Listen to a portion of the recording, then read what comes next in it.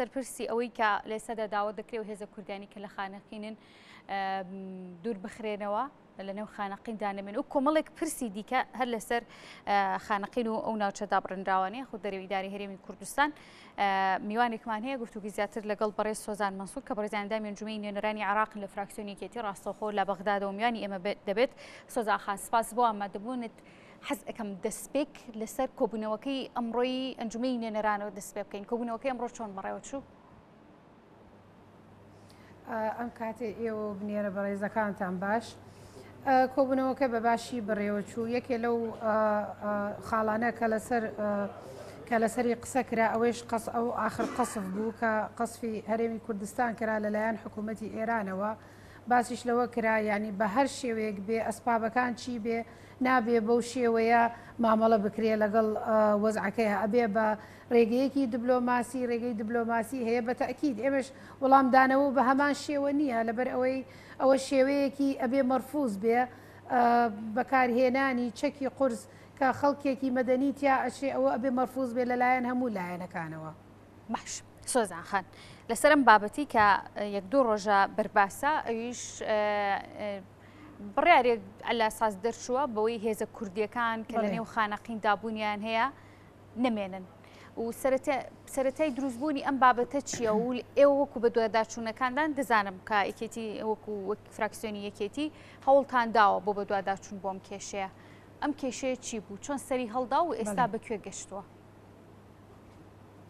بڵێ ئەو زۆرم پێخۆشە کە ئاماژەتان بەو مەوزوعەدا ئەمە دوو ڕۆژە لە خانەقین لەوانەیە ئەیبینن خانەقین بە نەوعێک تێک چووە هەموو پەیجەکان باس لەوە ئەکەن. ئەوە ڕاستە بڵێ بڕیارێک دەرچووە لە قائدی جێگری قائدی عملیاتی مشتەرەکە بۆ قیادەی عملیاتی دیالە ئەوە ناوەڕۆکی بڕیارەکە لا مە بە عەرەبی ئەیخوێنمەوە تیان نووسراوە سرية الطوارئ وفوج تابع لحرس أقليم كردستان.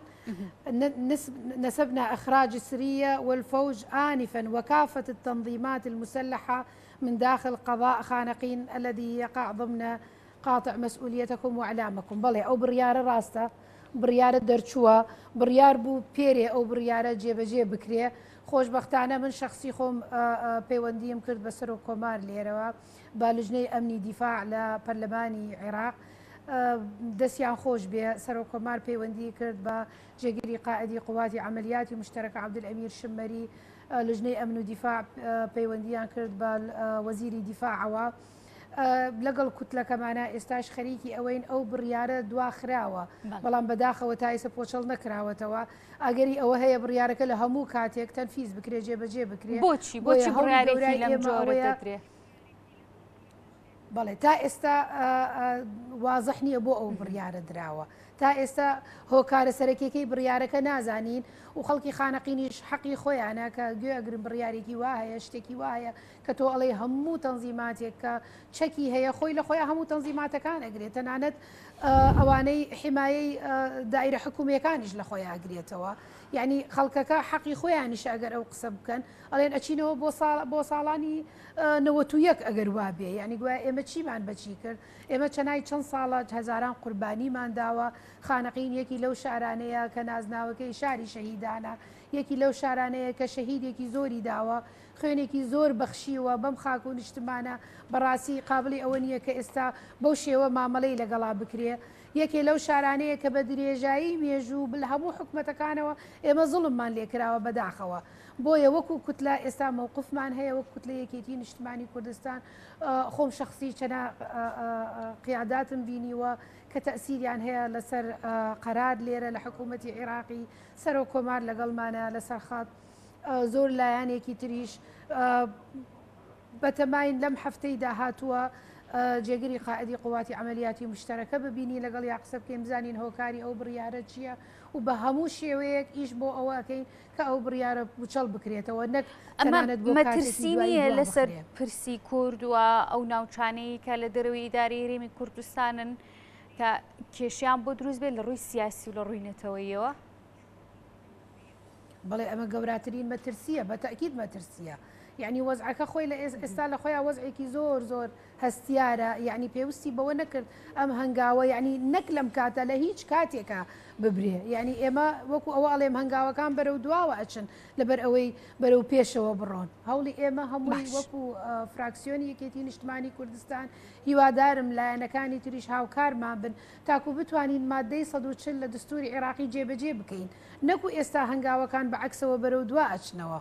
باشە سۆزان خان، ئەمە یەکێکە لە بابەتەکان لە مەترسیەکان کە باسمان لێەوە کرد و لێسەدا بابەتێکی دیکە هەیە. وەزارەتی بازرگانی عێراق سەبارەت بە کۆبوونی خۆراک بۆ ناوچەکانی دەرەوەی ئیداری هەرێمی کوردستان و ناوچەی مادەی 140 کە بەناویان دەبرێت کە کۆبوونی خۆراک لەموو دوا دەکرێت بە ئەلیکترۆنی سەرەتا لە دیالە و نەجەفەوە دەست پێ دەکات. وردەکاریەم بابەتە چیە؟ هەر کەسێکە لە ماوەی مانگێک نەچێت بەدەم وەرگرتنی بەشە خۆراکەکەیەوە کۆبوونەکەی ڕادەگیرێت. ئەمە کێشەی نییە دواتر بۆ دەنگدان لە کاتی دەنگدان دەزانین لە هەرێمی کوردستانە بە کۆبوونی خۆراک دەنگ دەدرێت. بڵێ بەتەکید کێشەیەکی زۆر گەورایە ئەجا کە کۆپنی خۆراک ئەبێ بە ئەلکترۆنی خۆمان ئەزانین هەموو خەڵکەکە یعنی توانای ئەو تەزجیلی ئەلکترۆنی نییە، لەوانەیە زۆر خەڵک هەیە حەقیان و مافیان بفەوتێ لەو حاڵەتەدا بەتەکید و یعنی ئەوەی بەلای منەوە سەیرە بۆ یەکەم محافەزە کە دەستی پێکا محافەزەی دیالە و نەجەفە. باشە ئێوە بە دوواداچوونتان بۆم کێشەیە کردووە؟ بەتەکید چونکە بەشێک فراکسیۆن بە دوواچوونمان بە ئەو کێشەیە کرد. باشە چونکە بەشێک لە وڵاتیان بۆن منە لە کەلارەوە لەوانەیە کۆبوونی خۆراکیان سەر بە پارێزگایەکی دیکە بێت، نەتوان ئەو ڕێگە دوورە ببڕن بۆ وەرگرتنی بەشە خۆراکی کە ڕەنگە ئەوان بەشێکیان زۆر ئیسفادەی لێ نەکەن. دواتر لە پرسی دەنگدانە ئەگەر ناویان بسڕێتەوە کۆبوونەکەیان ڕابگیرێت. چی دەکرێت بۆ بە دوواداشون بۆ ئەم بابەتە سۆزان خان؟ ئەوەی کە لە کەلارە جەنابەت باسیەکە ئەوەی کە لە کەلارە خانەقینیە لە کاتێکە لە خانەقین چووە بۆ کەلار خۆمان باشە زانین زروفەکان زروفی ڕابردوو چۆن بووە لە کاتی حکوومەتی بەعسا، یعنی ئەو زڵمە کە کراوە هیوادارین جارێکی تر ئێستا دووبارە نەکرێتەوە بە هەموو شێوەیەک ئەبێ ئەوە قابلی قبول نەبێ، ئەبێ وەکو فراکسیۆن وەکو ئەوەی باسم کرد ئێمە ئیش لەسەر ئەو کێشەیە ئەەکەین هیوادارم بە زووترین کات بتوانین حلێکی باشی بۆ بدۆزینەوە. باشە ئەم پرسانە بۆچی لە ئێستادا ئەوروژێنرێت جۆرێک لە پرسی کورد لەو ناوچانەیە لێسە بۆتە سەر بۆتە مۆتەکە، بۆچی لە ئێستادا ئەم پرسانە هێندە ئەوروژێنرێن و باسی لێەوە دەکرێت سۆزاخان؟ بەداخەوە ئەوە کە کورد لە بینی خۆیان یەکگرتوو نەبوو، ئێمە وەکو فراکسیۆنە کوردیەکان بەداخەوە لە بەغداد لە ژێر قوبەتی پەرلەمانی عێراقی قەت یەکگرتوو نەبووینە لەسەر پرسی کورد. ئەبێ ئەو پرسە لە داهاتووە لەمە دووە ئێمە کۆ بکاتەوە، بەڕاستی ئەبێ ئێمە بیر لەوە بکەینەوە کە وەکو کورد لێرە ئیش بکەین، دوور لە حزبایەتی، دوور لە ئەنتیمایی حزبی، دوور هەموو کێشەکان بەلاخەین لەبەر خاتری مەسلحەتی هاوڵاتی کوردە. باشە ئەو دەستکەوتانە کە تاکو ئێستا بەدەستمان هێناوە هیوادارم لە دەستی نەدەین. باشە سۆزان خان، دیارە کۆمەڵێک بابەت کە باس لێو دەکرێت مەبەست نییە کە کاریگەری دروست بکات لەسەر ئەمنیەت یاخود مەترسیەکانی باڕاستێکی کەیا ببرێت، بەڵام ئەمە ترسیانی کە لەو ناوچانەیە هەیە لە دەروی داری هەرێمی کوردستان ڕۆژ بە ڕۆژ مەترسی زیاترە بیسترێ. ئێستا ڕۆژی ئەو ناوچانە چۆنە؟ هەم لە ڕۆ ئەمنیەکەیەوە هەم لە ڕۆ سیاسیەکەیەوە و لە ڕۆ نەتەوەیەکەیشەوە. بڵێ ئەوەی کە جەنابەت ئەیڵێ ڕاستە لە خانەقین لە دوێنێەوە لە پێرەوە تا ئێستا زۆر پەیوەندی بە منەوە کراوە کە خەڵکەکە بە تەمان کۆ ببنەوە مزاهرە بکەن، یعنی وەزعەکە بە تەواوەتی تێک چووە لە ناو شار، خەڵک مەترسی ئەوەیدا هەیە کە شارەکە چۆڵ بکرێ، شارەکە تعریب بکرێ. من کە ئەڵێم تعریب دژی عەرب نیم، نە ئەو عەرە بەڕەسەنانە کە ئەسلی شارەکان کە لەگەڵ کووردا لەگەڵ تورکمانە لەگەڵ هەموو نەتەوە جیاوازەکانە لە خانەقین بە یەکەوە ژیاون. من مەقسەدم ئەو عەرەباننی ئەو عەرەبە هاوردانەیە کە خەڵکی شارەکە نین کە بە زۆر ئەیهێنن بۆ شارەکە تاکو دیموکرافیای شارەکە تێک بن. خەڵکەکە ئەمە دوسێ ڕۆژە وەزعی ئەمنی ناو خانەقین بەڕاستی باش نییە، درۆکەم ئەگەر بڵێن باشە، کە گەنجێکی زۆر خەڵکێکی زۆر حازری خۆیان کردووە مزاهرات بکەن تاکو ئێستا توانیومە بە لەگەڵ خەڵکەکەیان قسە بکەم هێوری وەزعەکە کەینەوە لەبەر ئەوەی خۆتان ئەزانن هەندێک لایەن هەیە ئەگەر مزاهرات بکرێ یان دەرچوونێک بکرێ لەوانەیە تێکی ئەو وەزعە بن. فرسەتێک بۆیان بۆ ئەوە تێکی وەزعەکە بن وەزعی ئەمنی ناو شارەکە تێک بن تاکو ئێستا توانی ومانە دەست بەسەر وەزعەکە بگرین هێمنی وەزعەکەوەکەین وەکو ئەوەی وتم بڕیارەکان تاکو ئێستا دواخراون جێبەجێ نەکراون بەڵام بەداخەوە تاکو ئێستا ئەو بڕیارە پۆشەڵ نەکراوەتەوە. باشە لە کاتێکا کە لە عێراقا حکومەتێکی کاربڕەکەر هەیە سۆزان خان ئەم بڕیارانە بۆچی لەم ساتەیە لە ئەسنای ئەم فراغەیە دروست بووە؟ بەڵێ بەداخەوە هەندێک بڕیار هەیە تاکو ئێستا هۆکاری ئەو بڕیارە نازانین چییە بۆ دروست بوونی ئەڵێن بە پێی هەندێک تەقریر کە بۆمان هاتووە بەڵام تۆ لەسەر اعتیمادی تەقاریر ناتوانانی ئێمە موسساتین یعنی ئێمە شەریکین لە شارەکە هەرێمی کوردستان دەوائری حکومیمان هەیە لە شارەکە حاڵمان حاڵی حکوومەتی بەغداد یعنی خانەقین شەراکەیە بینی هەردوو حکوومەت ڕاستە تاکو ئێستا یەکلااو نەکراوەتەوە بە پێی مادەی 140 دستوری عێراقی بەڵام ئێمە شەریکین حاڵمان حاڵ هەرێمی کوردستان ئەو قووەتە کوردیانە کە ناو خانەقینن حاڵمان حاڵ قووەتە عێراقیەکانە نابێ بۆ چاوە سیر بکرێن کە هەر کاتێ تۆ بەدڵت نەبوو بتوانانی من لە شارەکە دەربکەیت ئەوە ئەبێ بە هیچ شێوەیە قابلی قبول نەبێ.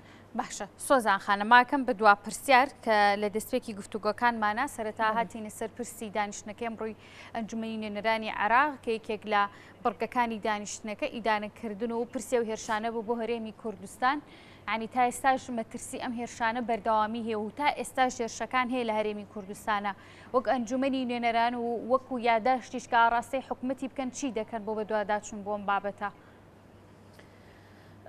ئێمە داوامان کردووە لە حکوومەت ئەم جارە هەنگاوێکی ڕاستەقینە بنرێت بەداخەوە ئەبینین هەموو جارێک تەوسیات دەرەچێ هەندێک تەقاریر دەرەچێ بەڵام ئەوە کافی نییە ئەبێ هەنگاوێکی ڕاستەقینە بنرێ تاکو حدێک دانرێ بۆ ئەو هجومانە کە بەسەر هەرێمی کوردستان ئەکرێ نەک هەرێمی کوردستان هەر شارێکی عێراقی یعنی وڵاتانی دەراوسێ بەتەکید ئەبێ ئەوانش مراعاتی ئێمە بکەن کە دەراوسێن لەگەڵ ئێمەیە ئەبێ کە ئەو اختیارەکە اختیاری چەکە و بردمانکردن آخر اختیار بێ کە بەکاری بێنن بەڵکو قەت بەکان ڕێهێنێت لەبەر ئەوەی کە ئەیبینین خەڵکێکی مەدەنی تیاچێ بەداخەوە ئەبێ ئەوە بە هیچ شێوەیە قابل قبول نەبێ لە هیچ وڵاتێکی دەراوسێ هەڵوێستەکانی ئێستای حکوومەتی عێراق بەپێی پێویست بۆ بابەتە؟